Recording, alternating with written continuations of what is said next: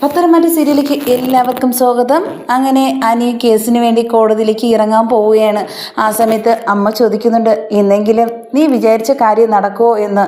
ഞാൻ വിചാരിച്ച കാര്യം എന്താണെന്ന് അമ്മയ്ക്ക് അറിയാമല്ലോ, വിവാഹമോചനം. പക്ഷേ ഇതൊന്ന് നടക്കും. അതുമാത്രമല്ല, എൻ്റെ നന്ദുവിൻ്റെ കല്യാണം, അതാ ഇനി എൻ്റെ ഒരു ആഗ്രഹം.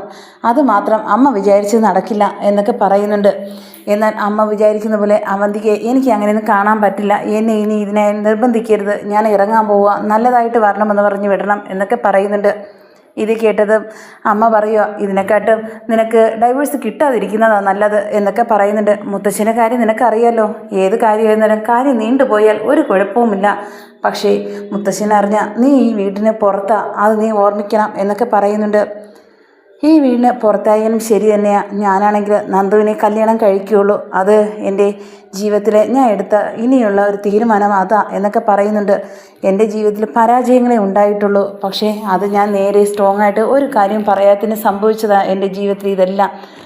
ആദ്യം മുതലേ ഈ അനാമിയുടെ കല്യാണത്തിന് ഞാൻ പറഞ്ഞിട്ടുണ്ടായിരുന്നല്ലോ ഇത് വേണ്ട എന്ന്. പക്ഷേ അവളെ അച്ഛനും കൂടെ എന്നെ എത്ര പ്രാവശ്യമാണ് ഈ കോടതിയിൽ കയറ്റിക്കുന്നത് എന്നറിയാമല്ലോ നിങ്ങൾക്ക്. ഇനി ഇതിലൊരു മാറ്റം വരണം. അതിനുവേണ്ടി നവീനുമായിട്ട് ഞാൻ സംസാരിച്ചിട്ടുണ്ട്, എല്ലാം ക്ലിയർ ആക്കിയിട്ടുമുണ്ട് എന്നൊക്കെ പറയുന്നുണ്ട്. അങ്ങനെ പോകുന്ന വഴിക്ക് നന്ദുവിനും കൂടെ കൂട്ടുന്നുണ്ട്. രണ്ടുപേരും ഒരേ കളർ ഷർട്ടിട്ടൊക്കെയാണ് പോകുന്നത്. അപ്പോഴത്തേക്ക് നവീൻ കണ്ടിട്ട് പറയുക, ആ രണ്ടുപേരും ഒരുപോലെ ഒരേ കളർ ഷർട്ടാണല്ലോ ഇട്ടിരിക്കുന്നത്, എന്താ ഇന്ന് എന്നൊക്കെ ചോദിക്കുന്നുണ്ട്. ഒന്നുമില്ല, ഞാനാണെങ്കിൽ അറിഞ്ഞില്ല ഈ കളർ ഷർട്ടാണ് അനി ഇട്ടിരിക്കുന്നതെന്ന് എന്ന് നന്ദു പറയുന്നുണ്ട്. എന്തായാലും രണ്ടുപേരും ഇന്ന് നല്ല ചേർച്ചയായിട്ട് വന്നിട്ടുണ്ട്. എന്തായാലും കാര്യവും അതുപോലെ തന്നെ നടക്കട്ടെ എന്നൊക്കെ പറയുന്നുണ്ട്. ആ സമയത്ത് കോടതിയിൽ കേസ് വിളിക്കുന്നുണ്ട്.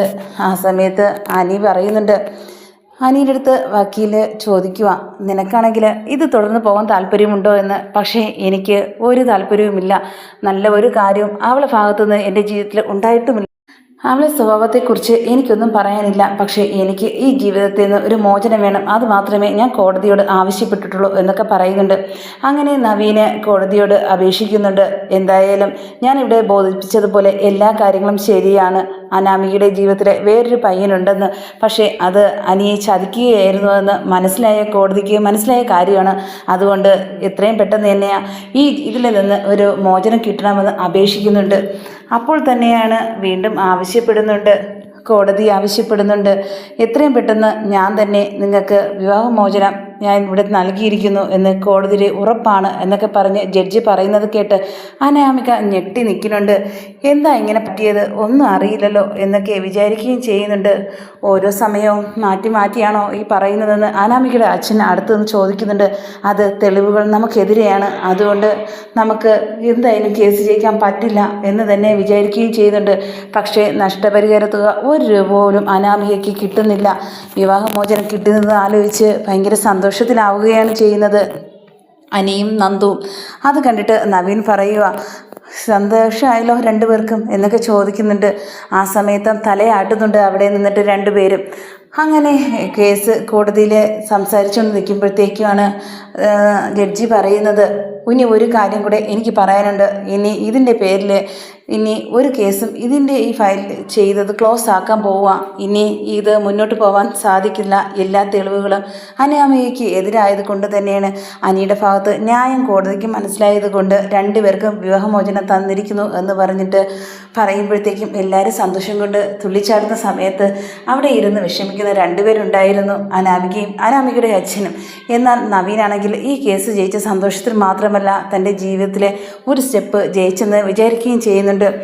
എന്തോ ഒന്ന് മനസ്സിൽ കണ്ടിട്ടാണ് ഇത് ഇങ്ങനെയൊക്കെ നേടിക്കൊടുത്തത് എന്ന് നന്ദു ചിന്തിക്കുന്നുണ്ട്. തൻ്റെ അടുത്ത് കുറച്ച് ദിവസം മുമ്പ് വിളിച്ച് പറഞ്ഞിരുന്നു, ഞാൻ ഈ കേസ് ജയിപ്പിച്ച് തരും. പക്ഷേ ഒരു കാര്യം നന്ദു, എനിക്ക് ഉറപ്പ് തരണം, ഞാൻ എന്ത് പറഞ്ഞിരുന്നാലും അത് കേൾക്കണമെന്ന്. ഇനി ഏത് തരത്തിൽ ഏത് കാര്യമാണെന്ന് എനിക്കറിയില്ല എന്ന് നന്ദു ചിന്തിക്കുകയും ചെയ്യുന്നുണ്ട്. അങ്ങനെ കോടതി മുറ്റത്തുനിന്ന് എല്ലാവരും ഇറങ്ങി വരുന്നുണ്ട്.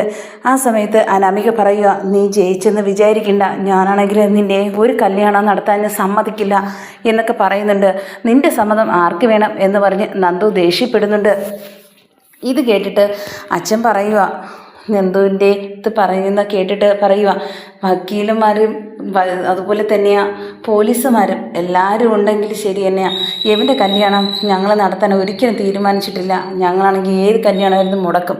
അത് നിനക്ക് നല്ലത് ആ വക്കീലിനെ കല്യാണം കഴിക്കുന്നതാ കേട്ടോ എന്ന് നന്ദുവിൻ്റെ അടുത്ത് പറയുന്നുണ്ട്. ഇത് കേട്ടത് നന്ദു പറയുക, നിങ്ങളെ മോളെ ഇനി ഏതെങ്കിലും ഒരാൾക്ക് കല്യാണം കഴിച്ചു കൊടുക്കാൻ നോക്ക്, അല്ലാതെ എൻ്റെ കല്യാണത്തെക്കുറിച്ച് നിങ്ങൾ ചിന്തിക്കേണ്ട ഒരു കാര്യവുമില്ല. ഇനി എന്തെങ്കിലും എൻ്റെ അടുത്ത് രീതിയിൽ സംസാരിച്ചു കഴിഞ്ഞാൽ നിങ്ങളെ പേരിൽ ഞാനായിരിക്കും കേസെടുക്കാൻ പോകുന്നത് എന്ന് പറയുന്നുണ്ട്. നന്ദു ഈ പറയുന്ന കേട്ട് പറയുക, നിന്റെ പോലീസ് മുറിയൊന്നും എൻ്റെ അടുത്ത് എടുക്കണ്ട, ഞാനാണെങ്കിൽ ഏത് അറ്റം വരെയും ഞാൻ പോവും. പക്ഷേ ഈ ലോകത്തിലെ ഒരിടത്തും നീ ജയിക്കുമെന്ന് ഞാൻ വിചാരിക്കുന്നില്ല കേട്ടോ എന്ന് അനാമിക അനിയുടെ അടുത്ത് പറയുന്നുണ്ട്. ഇത് കേട്ട ഉടനെ നവീന് പുറത്തിറങ്ങി വരുന്നുണ്ട്. എന്തായാലും എല്ലാവർക്കും സന്തോഷമായല്ലോ, ഞാനാണെങ്കിൽ ജയിപ്പിച്ച് തന്നിട്ടുണ്ട്, ഇനി നിൻ്റെ വക ചിലവാനി എന്നൊക്കെ നവീൻ ആവശ്യപ്പെടുന്നുണ്ട്. അതിനെന്താ, നിനക്ക് നല്ലൊരു ചിലവ് ഞാൻ തരുന്നുണ്ട് എന്നൊക്കെ പറയുന്നുണ്ട്. എന്തായാലും എനിക്ക് പ്രതീക്ഷിക്കുന്ന ഒരു സമ്മാനമായിരിക്കണം നീ എനിക്ക് തരേണ്ടത് എന്നൊക്കെ പറയുന്നുണ്ട്. അത് തീർച്ചയായിട്ടും നീ എന്ത് ചോദിക്കുന്നോ അത് ഞാൻ നിനക്ക് തരും എന്ന് വാക്ക് കൊടുക്കുകയും ചെയ്യുന്നുണ്ട്.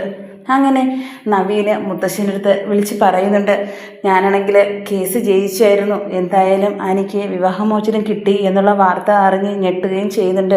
അതുപോലെ തന്നെ അനി വീട്ടിലേക്ക് വിളിച്ച് പറയുന്നുണ്ട് കേസ് ജയിച്ചുള്ള കാര്യം. ആദർശിൻ്റെ പറഞ്ഞപ്പോഴത്തേക്കും ആദർശ് പറയുക, എന്തായാലും സന്തോഷമായി, ഇനിയാണെങ്കിൽ നിൻ്റെ ജീവിതത്തിൽ ആരും ഇനി തടുക്കാനോ അതുപോലെ തന്നെ ഒന്നിനും ആരും ഇല്ല, ഒരു ബന്ധനവും ഇല്ലല്ലോ എന്നൊക്കെ പറയുന്നുണ്ട്. ഇനിയാണ് നീ കൂടുതലും സൂക്ഷിക്കേണ്ടത്, മുത്തശ്ശൻ്റെ കാര്യം അറിയാലോ, ഉടനെ നിൻ്റെ കല്യാണം നടത്താനാണ് തീരുമാനിക്കുന്നത്. അതുകൊണ്ട് എത്രയും പെട്ടെന്ന് നന്ദുവിൻ്റെ ജീവിതത്തിൽ എന്തെങ്കിലും സംഭവിക്കാതിരിക്കാൻ വേണ്ടി നമുക്ക് പ്രാർത്ഥിക്കാം എന്നൊക്കെ പറയുന്നുണ്ട്. അങ്ങനെ ഫോണിലൂടെ സംസാരിക്കുന്നുണ്ട് നൈന പറയുന്നുണ്ട്, നന്ദുവിൻ്റെ ഒന്ന് ഫോൺ കൊടുക്കുമോ എന്ന്. അങ്ങനെ നയന ചോദിക്കുന്നുണ്ട് നന്ദുവിൻ്റെ അടുത്ത്, നീ എന്തിനാ ഇന്ന് കൂടെ പോവേണ്ട കാര്യമില്ലായിരുന്നു, നന്ദു നിന്റെ ആരാ, പക്ഷേ എനിക്കറിയാം വേറെ ആർക്കും ഇത് അറിയില്ലല്ലോ എന്നൊക്കെ പറയുന്നുണ്ട്. അത് ഞാൻ വന്നിട്ട് സംസാരിക്കാം എന്ന് പറഞ്ഞിട്ട് ഫോൺ കട്ടാക്കുന്നുണ്ട്.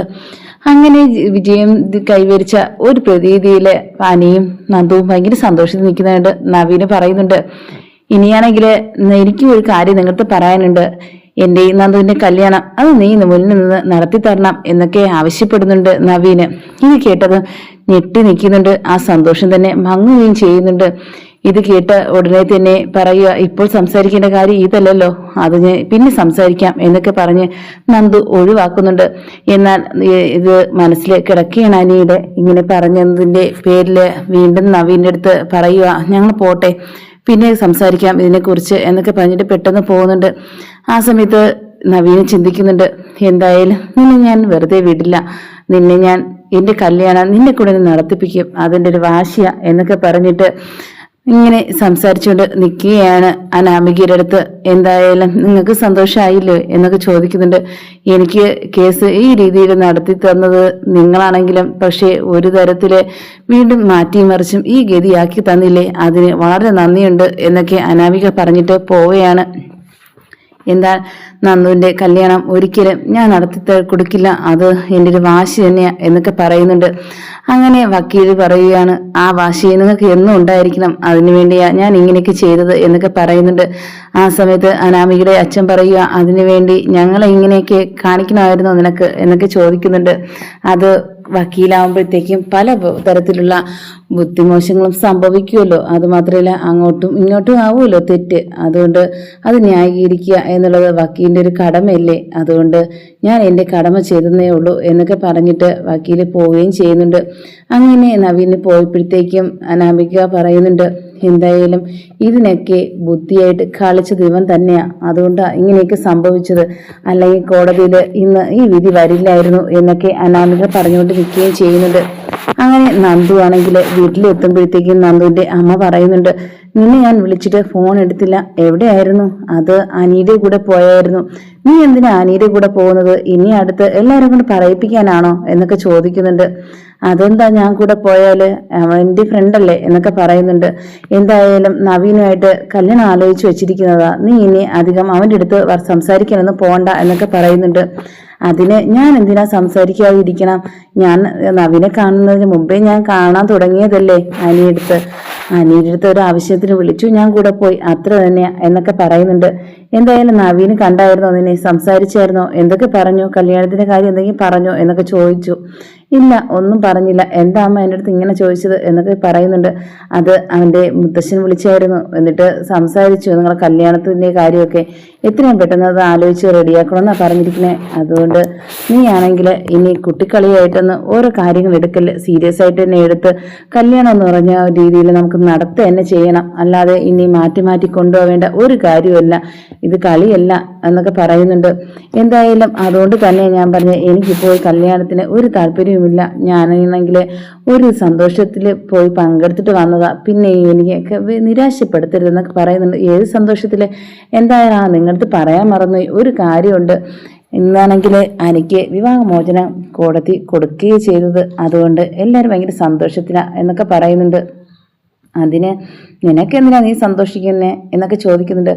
അത് എന്താണെന്ന് പറഞ്ഞാൽ പിന്നെ ഒരു നല്ല കാര്യമല്ലേ.